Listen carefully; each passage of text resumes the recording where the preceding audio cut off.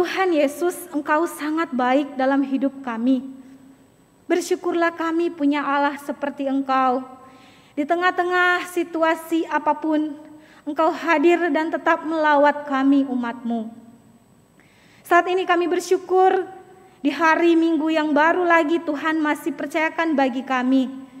Dan saat ini Tuhan, kami akan siap untuk belajar dari firman Tuhan.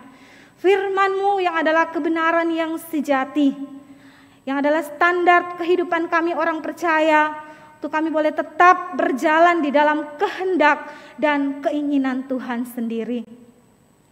Tolong kami Tuhan, baik bagi jemaat-Mu yang hadir di gedung gereja ini, maupun jemaat yang mengikuti ibadah dari rumah masing-masing melalui YouTube online. Kami berdoa Tuhan, bersama-sama Tuhan yang boleh menguasai hati dan pikiran kami. Supaya perkataan demi perkataan firman-Mu tidak akan lalu dengan sia-sia. Tetapi dengan kuasa Roh Kudus-Mu menolong setiap kami. Supaya benih firman Tuhan yang boleh tertanam itu boleh tertanam di tanah hati kami yang subur. Dan Roh Kudus boleh menggemburkannya, menyuburkannya, dan hidup kami sebagai anak Tuhan boleh berbuah sesuai dengan apa yang Engkau ingini. Pakai hamba-Mu Tuhan di tengah-tengah keterbatasan dan kelemahannya. Tuhan kiranya melayakan dengan kuasa Roh Kudus, dengan kasih kekal-Mu, dan kuasa firman-Mu boleh berlaku atasnya. Sehingga apa yang Dia katakan, biarlah itu menjadi perkataan-perkataan Tuhan semata. Inilah kami Tuhan, untuk waktu-waktu yang ada di depan kami ini, kami serahkan hanya di dalam satu nama, yaitu Yesus Kristus Tuhan kami, yang adalah Sang Firman yang hidup. Amin. Mari saudaraku kita membuka di dalam Lukas 6 ayat 43 sampai dengan 45. Lukas 6 ayat 43 sampai 45. Saya akan membacakan bagi kita semua. Mari kita memperhatikan Alkitab kita masing-masing. Mungkin juga boleh di gadget, tapi jangan sampai kita kehilangan fokus. Jangan sampai iblis menggoda dan akhirnya kita membuka yang lain. Firman Tuhan berkata demikian, pohon dan buahnya. Karena tidak ada pohon yang baik yang menghasilkan buah yang tidak baik, dan juga tidak ada pohon yang tidak baik yang menghasilkan buah yang baik. Sebab setiap pohon dikenal pada buahnya. Karena dari semak duri orang tidak memetik buah anggur. Orang yang baik mengeluarkan barang yang baik dari perbendaharaan hatinya yang baik, dan orang yang jahat mengeluarkan barang yang jahat dari perbendaharaannya yang jahat. Karena yang diucapkan mulutnya meluap dari hatinya. Sejauh demikian firman Tuhan yang kita telah baca. Disebut berbahagialah ketika kita suka mendengar, membaca, merenungkan firman Tuhan. Terlebih Tuhan sangat merindukan kita menjadi pelaku-pelaku firman yang setia. Bapak Ibu Saudara yang dikasihi Tuhan, di sini ada dua tanaman ya. Mari sama-sama kita akan melihat apa persamaan dan perbedaan dari dua tanaman ini. Secara kasat mata mungkin Bapak Ibu bilang, oh sama ya. Sama ini medianya sama, dari pot yang sama. Perhatikan ada tanah juga. Tanah yang sama. Mungkin ada lagi yang lain, ada yang bisa referensikan persamaannya. Mungkin bisa Samgar. Bunga yang kecil ya. Ya, tanaman ya ini memang tanaman mini. Ada yang tahu ini jenis apa? Mungkin penginjil Amel karena dia sarjana pertanian. Penginjil Amel ini jenis tanaman apa? Tebak dari K dia ya. Kaktus ya, kaktus mini ya. Ini dibagikan lalu waktu di ibadah pemuda. Tapi tahukah Bapak Ibu Saudara, sebenarnya ini ada perbedaan mendasar antara dua pot yang saya pegang ini ya. Sekalipun terlihat sama sama-sama mini kaktus, walaupun mungkin DP nama-nama secara Latin beda, tetapi ada perbedaan yang sangat mendasar dari dua tanaman ini. Ada enggak yang bisa menebak apakah dua tanaman ini asli atau tidak? Ko Dedi, ini asli Ko Dedi? Bisa lihat? Asli, dua-dua asli? Asli? Asli ya. Nah, menurut Ko Dedi, dua tanaman ini asli. Dan jawabannya adalah belum tepat ya. Karena walaupun terlihat sama, medianya sama, ada tanah, sama-sama mini kaktus, tetapi ternyata yang satu adalah tanaman palsu, ya, palsu. Tidak ada akarnya sekalipun di tanah. Kemudian yang inilah kaktus mini yang asli ya. Jadi Ko Dedi tidak berhasil mendapat hadiah dari Musa Samgar ya. Bapak Ibu Saudara yang dikasihi Tuhan, demikian halnya seringkali saya mengamati dalam kehidupan kerohanian orang percaya, ditemukan ada dua jenis kehidupan atau dua jenis dikatakan manusia ya. Ada kelihatan orang Kristen yang memang rajin ke gereja, rajin melayani, tapi ternyata kerohaniannya itu palsu ya, kerohanian yang palsu ya. Dan tentunya kalau kerohanian palsu, bagaimana bisa berbuah? Berakar pun tidak, bertumbuh apalagi, dan apalagi kalau mau berbuah, tidak mungkin. Dan yang kedua adalah tipe atau jenis kehidupan orang percaya yang hidup ya. Kalau pertama, jenis kehidupan orang percaya yang tanda kutip mati, sekalipun hidup secara fisik, tetapi rohaninya sayangnya mati. Kemudian tipe yang kedua itu jenis seperti tanaman ini ya. Tanaman ini dia hidup ya, dia hidup, dia boleh bertumbuh, dan kalau misalnya ini berbunga ya bisa berbunga, kalau mungkin tanaman yang lain, tanaman buah dia bisa berbuah. Bapak Ibu Saudara yang dikasihi Tuhan, berbicara tentang panggilan hidup anak-anak Tuhan untuk berbuah, buah di sini ada tanda-tanda atau ciri-ciri yang menyertai untuk bisa dikatakan itu berbuah.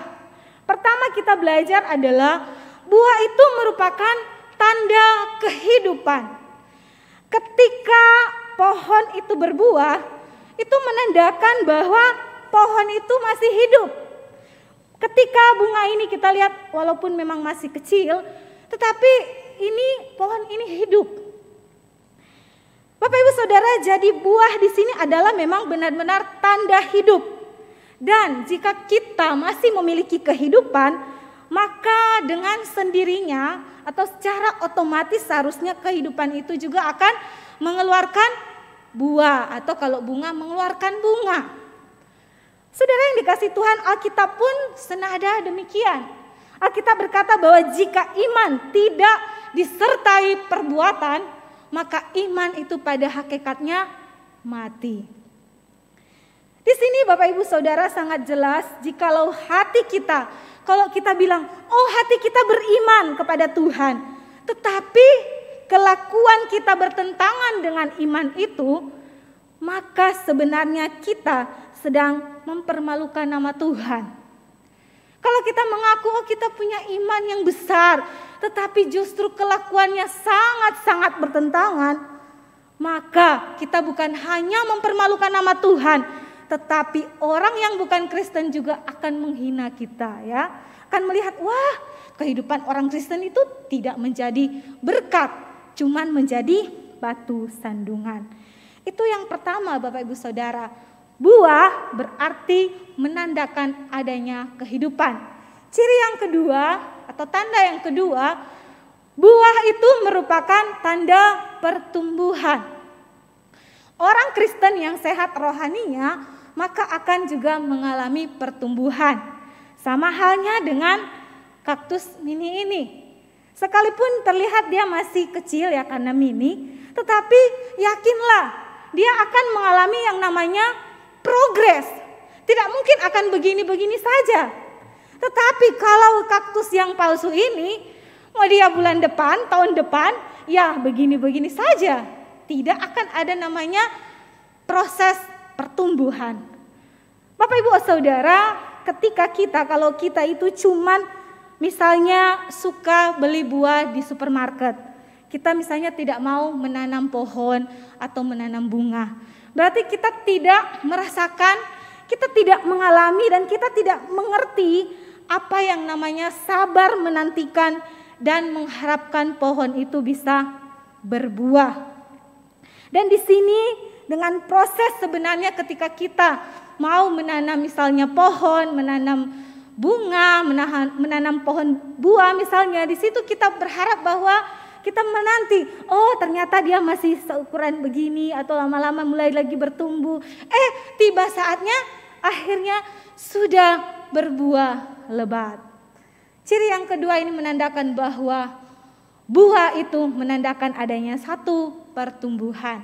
Dan yang ketiga adalah kita belajar buah itu merupakan tanda dari jenisnya. Kalau orang jalan-jalan lihat pohon, coba kalau tiba-tiba menebak pohon apa itu Kang? Paling masih pikir-pikir. Kalau tidak ada DP buah mungkin masih pikir-pikir, pohon apa ini Kang? Apalagi kalau membedakan duku dengan langsat. Pasti mirip-mirip toh? Coba lihat, ini pohon apa ini? Kok sama DP daun? Tapi kalau dari buah orang akan kenal. Karena kalau duku dengan langsa itu punya juga walaupun sekilas sama tapi punya karakteristik yang berbeda. Saudaraku yang dikasih Tuhan, inilah yang menjadi persoalan ketika kita sama-sama juga memahami di dalam perikop yang kita baca ya. Ketika sama-sama kita melihat bahwa alasan ketika Tuhan Yesus sendiri memberikan perumpamaan ini. Tuhan Yesus pada saat dia hidup di dalam pengajarannya, di dalam dia boleh mengajar kepada murid-murid, kepada orang banyak, dia selalu menggunakan kebenaran-kebenaran umum untuk boleh menyampaikan maksud yang sejati atau maksud firman Tuhan yang sebenarnya. Dan ketika ada pohon, dan disitulah Tuhan Yesus memberikan satu analogi yang sangat dekat dengan murid-murid pada saat itu dan orang banyak yang juga mengikut Tuhan. Di sini Bapak Ibu Saudara kita bisa melihat bahwa latar belakang kenapa Tuhan Yesus memberikan perumpamaan pohon dan buahnya. Pertama-tama itu tentunya untuk mengecam kehidupan orang-orang Farisi, para ahli Taurat, yang pada saat itu kehidupan mereka terlihat asli tapi sebenarnya palsu. Kehidupan rohani, keagamaan yang mereka lestarikan, yang mereka tunjukkan, itu sebenarnya hanya ingin menunjukkan kepada orang-orang saja bahwa mereka sebenarnya katanya lebih rohani daripada orang lain. Mereka merasa diri paling benar. Mereka berusaha mencari segala cara untuk boleh menyudutkan Yesus. Bahkan ketika di dalam rangkaian setelah khotbah di bukit dan serentetan perumpamaan-perumpamaan yang ada, kita bisa melihat bahwa bukan hanya kepada orang-orang Farisi yang Tuhan Yesus kecam, tetapi Tuhan juga ingin bahwa pengajaran kepada murid-murid, ketika murid-muridnya itu dirindukan memiliki watak seperti Tuhan Yesus, seharusnya mereka itu mendengar, tidak menghakimi, tetapi betul-betul mau hidup seperti teladan Yesus. Dan kemudian di perumpamaan dasar dan bangunan itu menunjukkan bahwa ternyata mengikut Tuhan bukan hanya mendengar tetapi harus melakukan atau membangun dalam dasar kebenaran yang pasti. Saudaraku yang dikasih Tuhan, ketika kita melihat bagian ini, bukankah bagian ini juga menjadi pergumulan kita semua? Menjadi pergumulan umat Tuhan hari ini untuk tetap kita melihat kehidupan kerohanian kita. Apakah kita sudah didapati sebagai orang-orang percaya yang sudah mengeluarkan buah atau belum?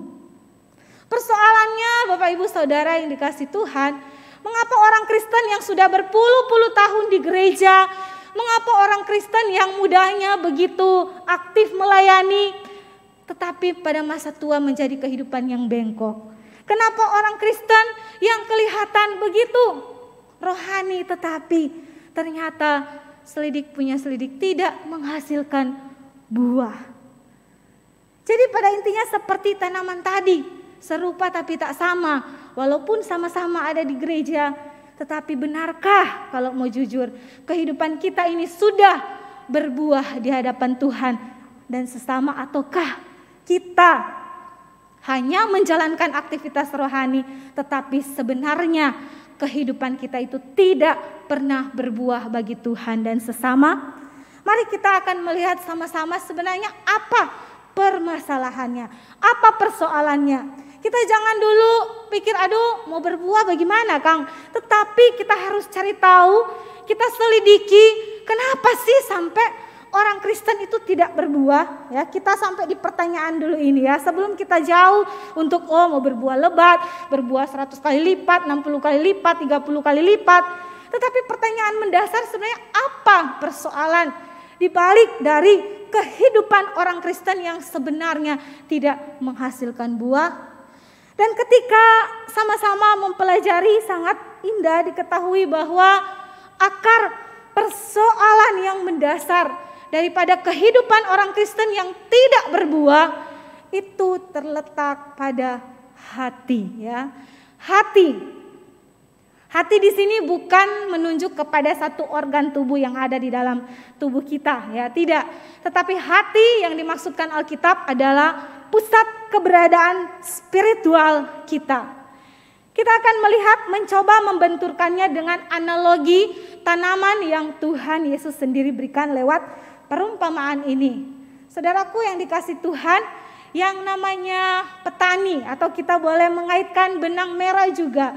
Benang merah di mana perumpamaan di Matius 13 ayat 1 sampai 9, ketika perumpamaan seorang penabur ini memiliki kaitan erat dengan ketika kita membahas perikop tadi yang kita baca. Kita tahu bersama bahwa ternyata ada benih yang hanya jatuh di pinggir jalan, ya. Yang namanya di pinggir jalan, ya jangan harap untuk bisa berakar, bertumbuh atau berbuah lebat. Kemudian di tanah berbatu-batu. Apa pernah Bapak Ibu menanam di tanah yang berbatu-batu? Bisa dijamin itu bertumbuh? Saya rasa tidak, ya, karena ada batu-batu yang menghimpit, belum lagi halangan-halangan yang lain. Di semak duri, ya tidak bisa juga. Kemudian ada tanah yang baik. Nah, tanah yang baik inilah yang menggambarkan bagaimana kondisi hati seseorang ketika dia bisa berbuah.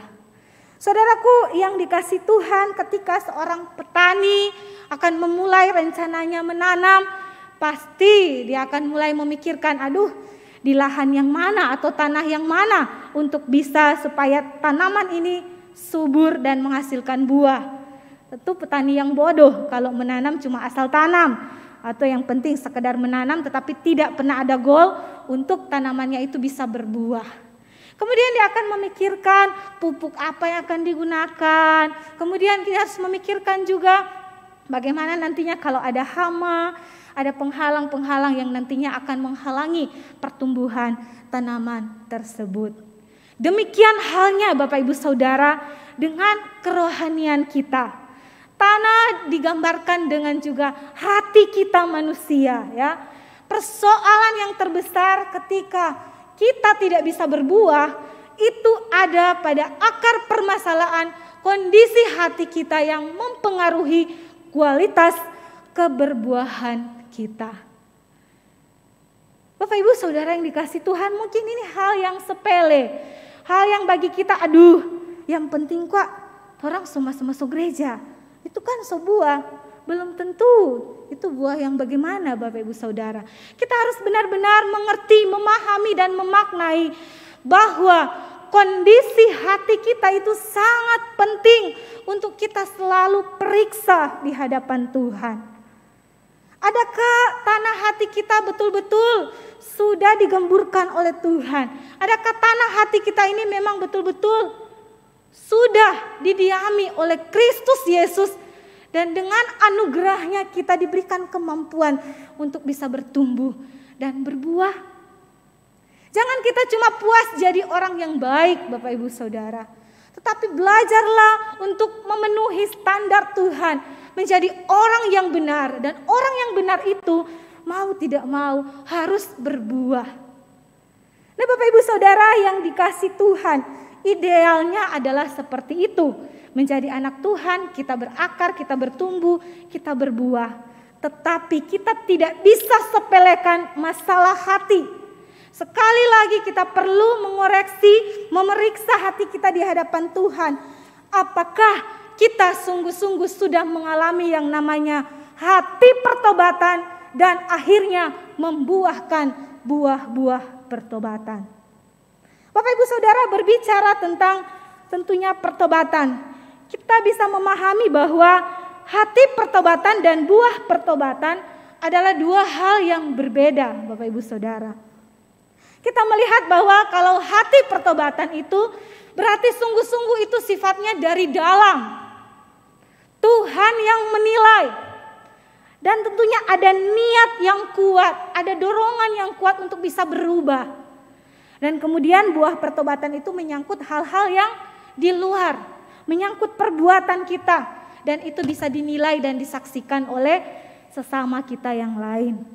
Bapak Ibu Saudara, pertobatan bukan hanya merupakan satu pengakuan di mulut. Oh kita kok bertobat, kita selahir baru. Tidak Bapak Ibu Saudara, tetapi pertobatan itu adalah sungguh-sungguh hal yang bukan secara hanya lahiriah, tetapi menyangkut sifat dasar dan sikap hidup untuk mau berubah dan mau belajar keluar dari kegelapan. Dan kita akan menuju kepada terang Tuhan yang tentunya diperkenankan oleh Tuhan saja. Saudaraku yang dikasih Tuhan, sekali lagi hati pertobatan bukan suatu hal yang lahiriah. Melainkan satu perubahan total. Suatu perubahan total yang terjadi di dalam jiwa kita. Dan Allah sendiri akan memberikan kita hidup baru. Dan bukan hanya hidup baru, tetapi Allah sendiri akan memberikan kepada kita hati yang membenci dosa. Saudaraku yang dikasih Tuhan, kejatuhan manusia ke dalam dosa telah mempengaruhi kita hingga di tingkat yang terdalam. Baik itu pikiran, emosi, keinginan kita, dan kita seringkali tidak sadar kalau kita memang sudah tercemar oleh dosa. Kita sama sekali tidak bisa melihat betapa dalamnya masalah tersebut karena telah menjalar di dalam diri kita. Sebelum hati kita diperbaharui, kita tahu bahwa Yeremia 17 ayat 9 berkata, betapa liciknya hati, lebih licik daripada segala sesuatu. Hatinya sudah membatu. Siapakah yang dapat mengetahuinya? Bapak Ibu Saudara, siapa yang bisa memulihkan, siapa yang bisa memperbaharui hati kita yang penuh dengan kedegilan, hati kita yang penuh dengan kekotoran. Kalau dengan kekuatan kita sendiri, kita tidak bisa untuk boleh menata hati kita. Kita perlu anugerah Tuhan untuk boleh memperbaharui kita. Sehingga kita memiliki hati yang bukan cuma hati yang baik, tetapi hati yang murni yang Tuhan juga siapkan bagi kita. Bapak Ibu Saudara yang dikasih Tuhan, mari kita belajar untuk mengoreksi hati kita di hadapan Tuhan. Jangan cuma kita sibuk, seperti contoh misalnya kalau kita ke gereja, jangan cuma sibuk mungkin menata baju kita, kita lihat masih apa yang kurang. Tetapi apakah betul-betul ketika kita datang kepada Tuhan, kita mau juga menata, merenovasi hati kita di hadapan Tuhan? Saudaraku yang dikasih Tuhan, satu kali saya di rumah pas di kamar lihat ada satu tas yang sudah lama tidak saya gunakan. Pokoknya sudah kotor, sudah banyak di dalamnya. Setelah saya keluarkan ada nota-nota, pokoknya sudah penuh banyak dengan kekotoran di dalam. Dan akhirnya saya bersihkan, saya mulai mencuci tas itu, kemudian dijemur. Akhirnya tas itu bisa kembali bersih ya. Seringkali Bapak Ibu Saudara kita pun melalaikan. Kita pikir kondisi hati kita baik-baik saja. tidak perlu dibersihkan, tidak perlu untuk dibereskan. Tetapi ini adalah hal-hal yang paling esensi dalam hidup kita untuk kita memikirkan bagaimana bisa memperbaiki, menata hati kita di hadapan Tuhan. Seperti firman Tuhan mengatakan di ayat yang ke-45, orang baik akan mengeluarkan barang yang baik dari perbendaharaan hatinya yang baik. Bapak Ibu Saudara, dari ayat ini kita belajar, sekali lagi kalau kondisi hati kita baik, maka kita akan mengeluarkan juga barang yang baik. Dan jangan lupa sebelum kita mengeluarkan barang yang baik, itu mesti didasari dengan adanya hati yang baik. Saya menggarisbawahi frase di mana dikatakan perbendaharaan hatinya yang baik. Kata baik di sini menurut kata aslinya yaitu agathos, yang berarti murni, cocok, berguna. Dan saya mencoba menggunakan kata murni untuk bisa membawa bagaimana pemahaman kita bahwa kita perlu memiliki hati yang baik, itu adalah hati yang murni. Hati yang murni itu di dalam Kamus Besar Bahasa Indonesia berkata bahwa hati yang mendapatkan cahaya Tuhan. Hati yang murni itu Bapak Ibu Saudara bisa mempengaruhi kita, bisa mempengaruhi hubungan kita dengan Tuhan bahkan dengan sesama. Dan juga dengan hati yang murni itu akan membuat kita memiliki pikiran-pikiran yang sehat, pikiran yang positif. Dan tentunya ketika kita memiliki hati yang murni, pasti kita akan berbuah untuk boleh memperkenankan dan mempermuliakan nama Tuhan. Bapak Ibu Saudara, Matthew Henry berkata seperti ini. Ketika kasih Allah yang bertahta di dalam hati kita, maka Allah sendiri yang akan memerintah atas orang itu, sehingga ia menjadi orang yang baik karena dikeluarkan dari perbendaharaan yang baik. Namun sebaliknya, bila cinta akan dunia dan keinginan daging memerintah atas dirinya, maka hatinya akan menyimpan perbendaharaan yang jahat. Saudaraku yang terkasih, dengan demikian, kunci dari keberbuahan anak Tuhan bukan terletak pada dahsyatnya pengurapan. Kunci dari keberbuahan daripada anak Tuhan bukan terletak pada hebatnya karunia-karunia roh yang ada di dalam dirinya. Tetapi kunci keberbuahan daripada anak Tuhan itu terletak di dalam hatinya. Hati kitalah yang akan menentukan bagaimana kualitas keberbuahan kita di hadapan Tuhan. Bapak Ibu Saudara, ketika kita sudah minta hati yang murni kepada Tuhan, disinilah tahap kita siap untuk boleh berbuah bagi Tuhan. Ketika kita sudah minta Tuhan, ujilah hatiku, kenalah segala pikiran-pikiranku. Tuhan akan memampukan kita dengan anugerahnya untuk bisa berbuah bagi Tuhan dan sesama. Dan inilah panggilan kita sebagai anak-anak Tuhan. Bukan hanya sekedar kita hidup di dunia ini, tetapi Tuhan menuntut kita untuk boleh sungguh-sungguh berbuah bagi Tuhan. Dan apa caranya supaya kita bisa tetap berbuah untuk Tuhan? Caranya adalah kita harus menerapkan prinsip berbuah yang sangat juga mendasar. Dan prinsip berbuah ini adalah ketika kita belajar tentang kontinuitas dan konsistensi. Bapak Ibu Saudara, saya mau tanya, kalau kita berbuah, apakah cukup hanya sekali saja kita berbuah? Cukup? Tidak ya. Tuhan merindukan kita berbuah berkali-kali sampai akhirnya tiba kita sampai di garis finish dalam hidup ini. Baru kita tentunya berhenti berbuah dalam dunia ini. Tentunya kita akan menikmati kekekalan.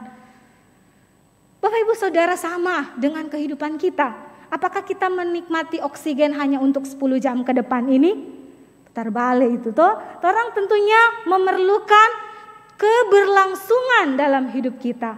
Demikian halnya dengan keberbuahan kita. Tuhan menginginkan kita bukan hanya berbuah sekali, 2 kali, 3 kali, tetapi senantiasa berbuah di hadapan Tuhan.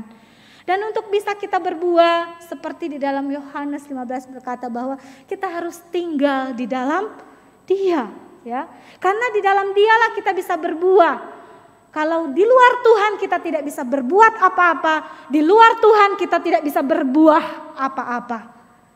Inilah yang menjadi prinsip yang harus kita pegang, bahwa hidup senantiasa mengandalkan Tuhan, hidup yang senantiasa bergantung di dalam anugerah Tuhan, itu akan membuat kita mampu untuk berbuah selama-lamanya.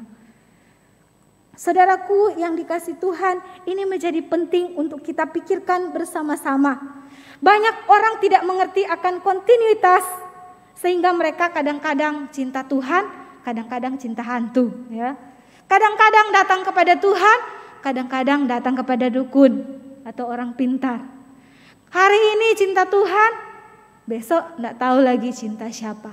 Saudaraku yang dikasihi Tuhan, orang-orang seperti ini tidak bisa memelihara suatu kesetiaan di dalam kontinuitas. Dan keadaan senantiasa ini seharusnya menjadikan kita orang yang memang terus dan terus menerus hidup di dalam Tuhan. Saudaraku yang dikasihi Tuhan, perlu untuk kita tetap memelihara kontinuitas, keberlanjutan, keberlangsungan, dan konsistensi, ya. Berarti kita tetap tidak hari ini panas, besok dingin. Kalau ditanya pelayanan, bagi anak-anak muda mungkin ditelepon, boleh anak mau melayani? Iyo masih semangat 45 kalau baru-baru. Setelah sekian berjalannya waktu, ditelepon lagi, boleh mau melayani?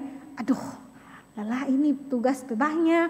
Pokoknya banyak sekali alasan-alasan yang dikemukakan. Hari ini sungguh semangat melayani Tuhan, besok belum tahu, panas dingin, ya. Alias lau-lau, cuma ada mie lau-lau, ya. Jangan kekristenan kita menjadi kekristenan yang lau-lau, tetapi sungguh-sungguh kita mau menjadi orang yang tetap berada di dalam kasih Tuhan, tetap menikmati kebaikan Tuhan, sehingga kita menjadi orang-orang yang juga tidak egois. Kita sudah diberkati, kita menerima anugerah keselamatan, dan buah-buah itu juga kita bisa bagikan, kita bisa share ke orang lain. Apalagi di luar sana masih banyak orang yang menanti-nantikan buah-buah kekristenan dari anak-anak Tuhan. Saudaraku yang dikasihi Tuhan, pada akhirnya kehidupan kita ini adalah sebuah perjuangan. Perjuangan untuk terus bertahan di dalam anugerah Tuhan. Bertahan untuk tetap bisa berbuah bagi kemuliaan Tuhan. Sehingga kalau pada saatnya tiba, Tuhan akan bilang, hai hambaku yang setia, masuklah bersamaku dalam kemuliaan. Kiranya Tuhan akan menolong saya dan Bapak Ibu Saudara untuk bisa berbuah. Periksalah hati kita sungguh-sungguh terlebih dahulu, sehingga kita bisa siap berbuah demi kemuliaan nama Tuhan. Amin. Tuhan memberkati firman-Nya. Mari kita bersama-sama berdiri. Kita ambil waktu sejenak di hadapan Tuhan. Kita berdoa, kita koreksi hati kita. Jangan-jangan hati kita masih banyak diisi oleh luka-luka hati yang membuat kita tidak juga bisa berbuah. Akui itu, kita periksa dan kita baharui, minta Tuhan boleh memperbaharui dari hati kita sehingga kita boleh berbuah sungguh untuk kemuliaan nama Tuhan. Sambil musik boleh mengiringi, kita sama-sama merefleksikan hidup kita di hadapan Tuhan. Kita boleh akui semuanya dan minta Tuhan boleh berproses di dalam kehidupan kita. Ubah hatiku seperti hatimu, setulus salibmu, kasihmu Tuhan. Biar mataku seperti matamu, panjang